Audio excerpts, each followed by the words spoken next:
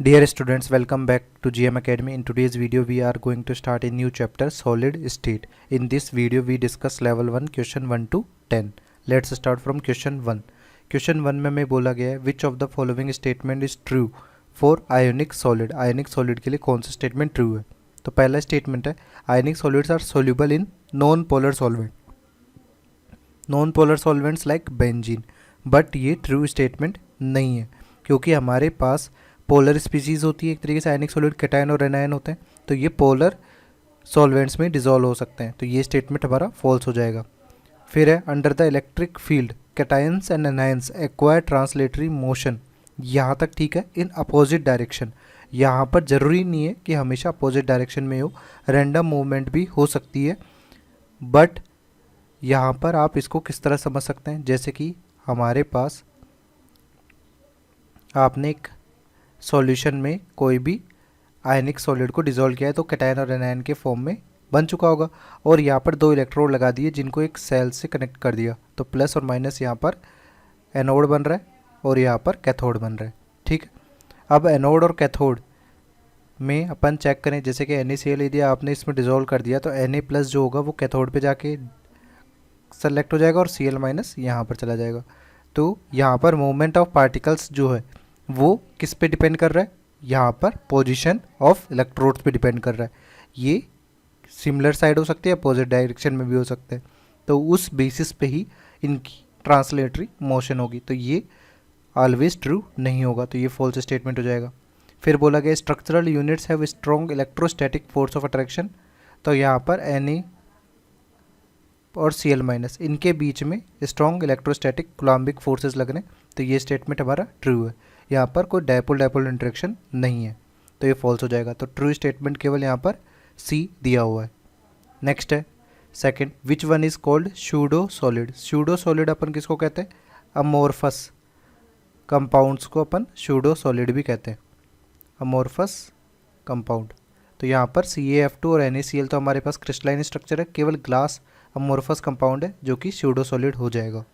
Next, solids which do not show the same physical properties in different direction, कि different directions में same physical properties नहीं show करे, ये किसकी property होती है, ये क्रिस्टलाइन कंपाउंड्स या क्रिस्टलाइन स्ट्रक्चर्स की प्रॉपर्टी होती है। और क्रिस्टलाइन स्ट्रक्चर्स की इस प्रॉपर्टी को अपन क्या नेचर बोलते हैं, इसको अपन बोलते हैं एनिस्ट्रोपिक in nature, एनिस्ट्रोपिक in nature.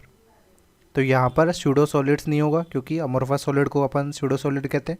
Isotropic का मतलब होता है सेम फिजिकल प्रॉपर्टीज़ होना डिफरेंट डायरेक्शंस में, तो यहाँ पर ऑप्शन डी हमारा करेक्ट आंसर हो जाएगा।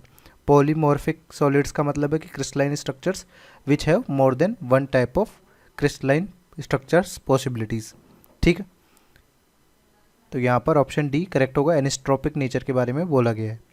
नेक्स्ट है fourth, graphite is an example of. तो ग्रेफाइट जो होता है उसमें जो कार्बन्स होते हैं वो हेक्सागोनल लेयर की तरह कनेक्टेड होते हैं, तो यहाँ पर ये कोवलेंट बॉन्ड से जुड़े रहते हैं, तो यहाँ पर क्या होगा, कोवलेंट सॉलिड होगा ग्रेफाइट।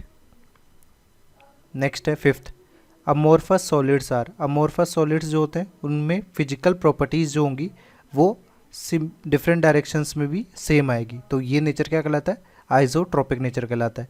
इसके अलावा ये सुपर कूल्ड लिक्विड्स भी कहलाते हैं। सुपर कूल्ड लिक्विड्स का मतलब क्या होता है, जैसे कि सिंपल अंडर कूलिंग, कि आप काफ़ी रैपिड कूलिंग यहाँ पर कर दे तो कंप्लीट क्रिस्टलाइन स्ट्रक्चर्स हमारे पास ऑब्टेन्ड नहीं हो पाता है, और इससे हमारे पास कंप्लीट सॉलिड या क्रिस्टल नहीं बनने की वजह से जो कंपाउंड बनता है उसे अपन कहते हैं अमोर्फस सॉलिड या सुपर कूल्ड लिक्विड्स। तो हमारा ऑप्शन ए यहाँ पर करेक्ट आंसर हो जाएगा। ठीक है, आइसोट्रोपिक का सिंपल सा मीनिंग क्या है कि same physical properties different directions में भी हो जाएगी। नेक्स्ट है sixth, crystals which are good conductor of electricity and heat. तो यहाँ पर मेटेलिक क्रिस्टल्स होंगे कंडक्टर ऑफ इलेक्ट्रिसिटी और हीट, क्यों, क्योंकि यहाँ पर due to free electron available, free electron available, क्योंकि मेटल्स जो होते हैं उनके पास लो आयोनाइजेशन एनर्जी होती है, तो आउटर मोस्ट इलेक्ट्रॉन का जो इलेक्ट्रॉन होगा वो ईजिली बाहर निकल जाएगा और पूरे क्रिस्टल में डीलोकलाइज रहेगा, जिसकी वजह से ये इलेक्ट्रिसिटी और हीट को कंडक्ट करता है। कोवलेंट और मॉलिक्यूलर क्रिस्टल्स में ऐसी बात होगी नहीं।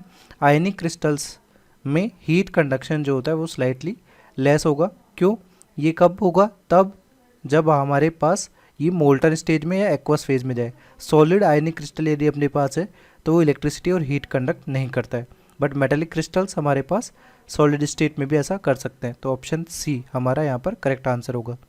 नेक्स्ट है 7th, यहाँ पे बोला गया the bond length and bond angle in molecule in the solid state are calculated by. तो ये एक्सरे डिफ्रैक्शन टेक्निक के थ्रू कैलकुलेट किया जाता है। इसमें क्या होता है कि जैसे भी हमारे पास कोई भी सॉलिड दिया हुआ है उसके ऊपर अपन एक्सरे बॉम्बार्ड कराते हैं। एक्सरे बीम का जैसे भी अपन डिफ्लेक्शन होगा तो डिफ्लेक्शन एंगल और एक्सरे की इंटेंसिटी के पैरामीटर्स से अपन बॉन्ड लेंथ और बॉन्ड एंगल उस पर्टिकुलर कंपाउंड में जो भी बॉन्ड्स प्रेजेंट है उनका निकाल लेते हैं।